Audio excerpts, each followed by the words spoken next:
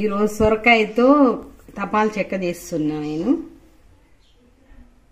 తపాల చెక్కకి కావాల్సిన పదార్థాలు: జీలకర్ర, వాము, వెల్లుల్లి, ఉప్పు, మిర్చి, కరివేపాకు, బియ్యం పిండి.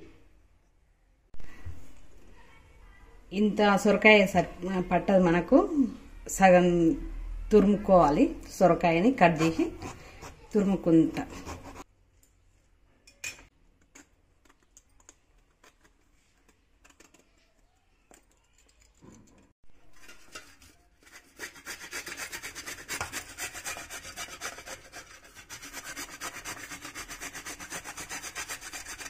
సొరకాయని తురుముకోవాలి. ఈ గింజల భాగం తీసేసి ఇంతవరకు తురుముకోవాలి. గింజలు వద్దు, తీసేయాలి గింజలు. పచ్చిమిర్చి పేస్ట్ చేసుకుందాం. ఉప్పు, వెల్లుల్లి. ఈ మిరపకాయలు చాలా కారం ఉన్నాయి, అందుకే కొంచెం వేస్తున్నా. మీరు మీ కారాన్ని తగ్గట్టు వేసుకోండి.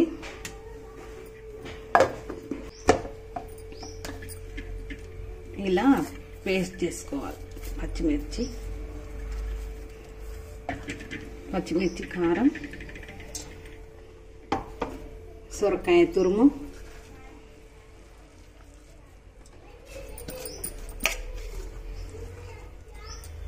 జీలకర్ర, వాము,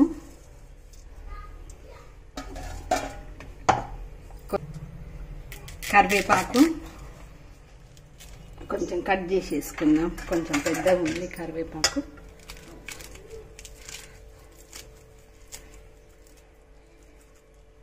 అన్నీ ఒకసారి కలుపుకొని వాటర్ ఎంత పడతాయో చూసుకొని వేసుకుందాం.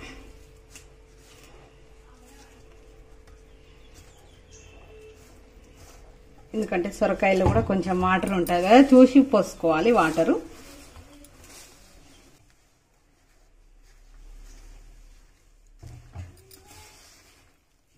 చపాతీ పిండి కంటే కొంచెం మెత్తగా ఉండాలి పిండి. అట్లయితే మనకి మంచిగా ఒత్తుకోవడానికి వస్తుంది అన్నమాట. అటికల చేసుకుందాం తపాల చెక్క. రాతిండి గిన్నెలు చేసిన దానికి అటికల చేసిన దానికి చాలా డిఫరెన్స్ ఉంటుంది టేస్ట్.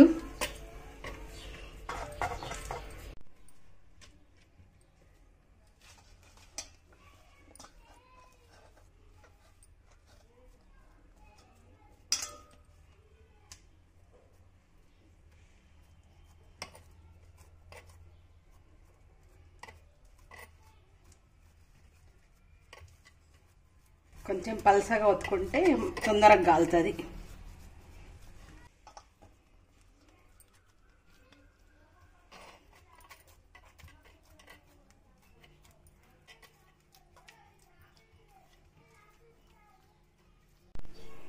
దీన్ని మా సైడు తపాల చెక్క అంటారు, మా అమ్మ వాళ్ళ సైడు సర్వప్ప అంటారు, కొంతమంది గిన్నెప్ప కూడా అంటారు. కుండ వేడైందాక కొద్దిగా ఫ్లేమ్ ఎక్కువనే ఉండాలి, మంట. మూత పెట్టి ఉడికించుకోవాలి. ఒక 5 minutes తర్వాత స్టవ్ సిమ్లో పెట్టుకోవాలి. కుండ వేడెక్కింది. ఇప్పుడు కొంచెం తిప్పుకుంటూ కాల్చుకుందాం. స్టవ్ కొంచెం చిన్నగా పెట్టుకొని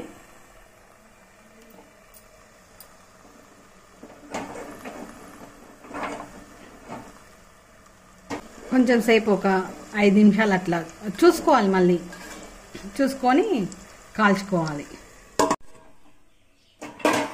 5 నిమిషాల తర్వాత ఇలా గాలింది. మళ్ళీ పక్కకు తిప్పుకొని కాల్చుకోవాలి.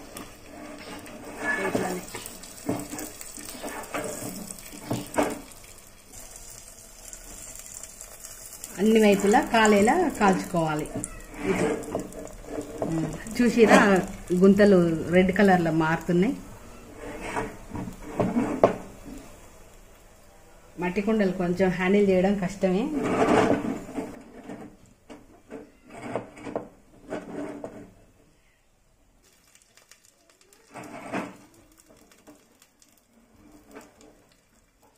మొత్తం రెడీ అయ్యింది. ఈ తపాల చెక్కని తిప్పి కాల్చడం అనేది ఉండదు, ఇంకా దీంట్లో తిప్పి ఏ రాదు. కాకపోతే ఒక 15 minutes రెస్ట్ ఇవ్వాలి దీనికి, ఇంకా వదిలేయాలి కుండని అట్లనే. ఆ తర్వాత ఆటోమేటిక్గా మనం తీయకుండా అదే ఊసి వస్తుంది మంచిగా. ఒక 10 నిమిషాల తర్వాత తీసి చూద్దాం.